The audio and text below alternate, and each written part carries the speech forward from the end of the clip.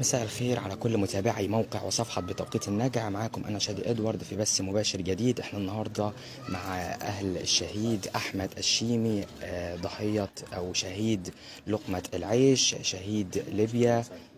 احنا النهاردة معاكم من قرية الصياد. مساء الخير عليك. احنا في البداية عايزينك تحكي لنا أكتر عن الشهيد. يعني أنا أحمد همام أحمد لو حضرتك بس تعلي لنا الصوت علشان يكون واضح للسادة المتابعين. أحمد همام أحمد ابن أختي المتوفى الشهيد اللي هو أحمد محمد أحمد الشيمي، أو أحمد محمد أحمد عباس الشيمي، المتوفى في مدينة درنا.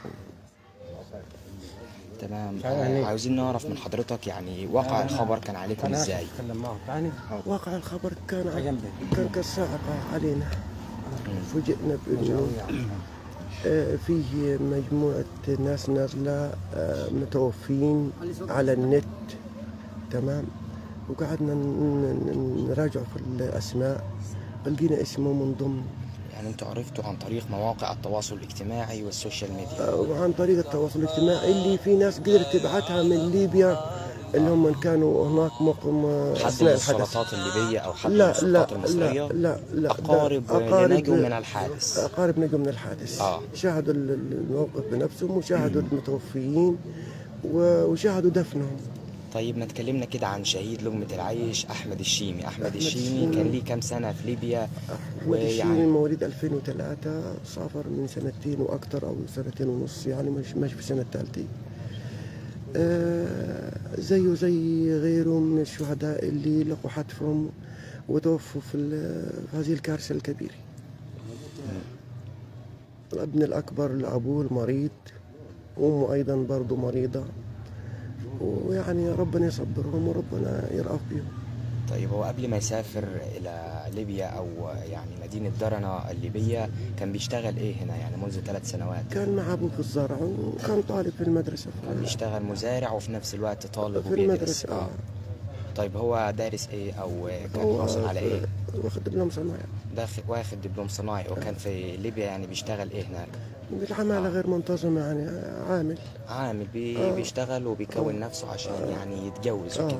عشان يتجوز ويصرف على اخواته. طب احنا ممكن يساعد ابوه برضه، او يساعد ابوه. نعم. هو قلت لي الابن الاكبر. يعني من ضمن كام ابن او من كام اخ؟ من 5 هو يعتبر. 5 هو اكبرهم. وقلت لي والده تقريبا مريض. والده مريض. هو يعني اللي كان بيساعده في الظروف الصعبة.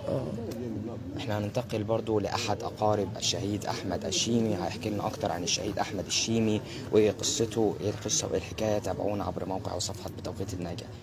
في البداية احنا نشاطر لكم الأحزان والبقاء لله. الله يخليك. واحنا يعني عايزينك يعني تحكي لنا أكتر عن أحمد الشيمي شهيد لقمة العيش.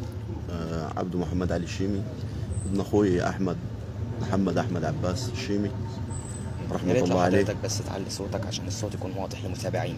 ماشي، حاضر. أحمد زيه زي أي حد من الناس الشباب اللي بيسعوا على لقمة العيش وتحسين دخلهم، بيصرفوا على أسرهم، بيعلوها، وراجل يعني على باب الله. طيب انتوا يعني الخبر وصل لكم امتى ووصل لكم ازاي؟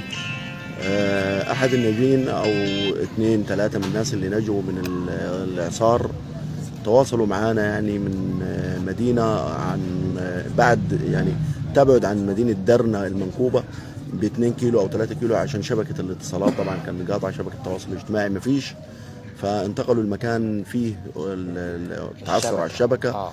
وكلمونا طبعا، أبلغونا بأنه نحن تعرفنا على عدد من أقاربنا يعني، وتعرفنا عليهم وتم دفنهم نظرا لقطع الطرق والسكك وانهيارها وصعوبة نقلهم إلى جمهورية مصر العربية لوطنهم كي يتم دفنهم في مقابرنا وكده، فكان الأمر مستحيل يعني، فتم دفنهم إكراما لهم يعني، تم دفنهم. إنما هم معلومين إلينا والأسماء موجودة معنا يعني حاليا، ولكن نحن بعيد عن المصاب حصل والناس توفاها الله، لكن نحن لنا مطالب لينا مطالب ولينا حق على الدوله. الناس دي فقدت جميع اوراقها ومحدش عمل لها تصريح دفن ولا شهاده وفاه.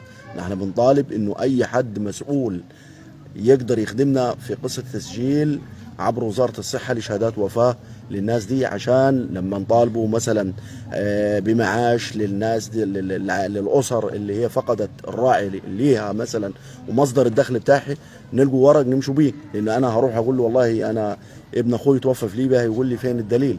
انا مفيش دليل. فنحن نطالب انه يتسجل الناس عبر وزاره الصحه، تمام، انه الناس دي فقدت وتوفت ودفنت في الاراضي اللي بيه، ولكن لم يصدر لهم تصريح دفن او شهاده وفاه. ده اللي بنطلبه. ثانيا، الاسر اللي فقدت العائل الوحيد ليه لابد من انه الدوله ترعاها وتوقف برضه مع الناس الغلابه اللي هم والناس البسطاء اللي فقدوا العائل الوحيد للاسر بتاعتهم. البقاء لله سبحانه وتعالى. ونشد رقم الاحزان. اتفضل يا استاذ، احنا مع والنبي حضرتك. يا شيخ برضو يعني احنا مش بنتكلم عن نفسنا، يعني كمن ضمن المتضررين واللي احنا من اصحاب المصيبه اللي حصلت دي. يا ريت بس حضرتك تعلي صوتك عشان العدد وصل 16 شخص متوفي في ليبيا من قرية الصياد بشرق نيل مركز ومدينة ناجي حمادي. يعني قد يعني منهم اثنين اولاد عم بعض وحيدين لابويهم، كل ما فيش غيرهم احمد سمير كمال وعبد الله محمد كمال ابن عمه على ما اظن. ابن عمه. تمام. تمام. والكثير نسيب بالاستاذ عبده وابن عمته.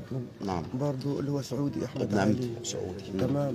عندنا صلاح اسماعيل صلاح. ولسه في ناس اصلا بيكتشفوها حتى حاليا بلغونا باثنين ثاني. حاليا بلغونا باثنين ثاني حاليا دول. محسوب احمد بدوي. محسوب احمد بدوي، واتاكدت من احمد جمعه متولي واحمد جمعه ونفادي محمد علي النيفي وجمعه محمود. تمام. وجمعه مش عارف محمود وجمعه محمود جمعه حسين عثمان. جمعه حسين عثمان. واحمد القط عبده. كثير. ربنا يرحمهم كلهم ويجعل مثواهم الجنة. البقاء لله وسبحان من له الدوام. أنا شايف يعني النهاردة قرية الصياد بشرق نيل مركز ومدينة ناجي حمادي قرية بأكملها ترتدي الزي الأسود. يعني احكي لنا معانا يعني عمي، في يعني هنا في الشارع في حوالي كم واحد من الضحايا أو من الشهداء؟ حضرتك كتير والله. كتير. والله. وفي لسه ضحايا اصلا لسه بيكتشفوها جديد. لسه مبلغينا عن 2 والله. 2 يعني ممكن يكون 18 اكثر من 18. لا كتير يا راجل. والله. ومن جيرانكم هنا برضه؟ من جيراننا ونسيبنا. جيران السرادق مقام على اكثر من 12 جيراننا ونسيبنا برضه. جيراننا ونسيبنا لسه. وفي عائله ورانا بيت عبد الواحد برضه بلغونا انه في واحد توفى حاليا وبيتم دفنه هناك في الاراضي الليبيه. لسه حالا. والمرحوم احمد جمعه برضه لسه بيدفن حالا. مرحوم نفادي محمد علي النيفي برضه الان. تمام. دول بيتم دفنهم حاليا يعني في مدينه تبعد عن مدينه درنا يعني. وما زال في مفقودين ومصابين، ونحن برضو المصابين برضو عايزين ليهم رعايه. نعلم نحن ان السلطات المصريه ارسلت يعني طواقم طبيه للاغاثه في دوله ليبيا الشقيقه، وانه دوله الامارات ارسلت، والهلال الاحمر الليبي مشكورين يعني من جميع الاتجاهات الناس شغاله. فنرجو برضو رعايه المصابين وايصالهم لبلادهم اللي يتم العلاج. طبعا ثقه في السلطات المصريه. نعم. وهي هترجع لنا كل حقوقنا، واحنا سمعنا كل طلباتكم وخير ان شاء الله. ربنا يرحم كل يعني الشهداء، ويرحم طبعا الشهيد احمد الشيمي شهيد لقمه العيش، ويجعل مثواه الجنه. وإلى هنا قد انتهت جولتنا، جولة البث المباشر. كنت معكم أنا شادي إدوارد داخل قرية الصياد بشرق نيل مركز ومدينة ناجي حمادي، في لقاء مع يعني أحد عائلة أحمد الشيمي شهيد لقمة العيش. شكرا جدا لكم.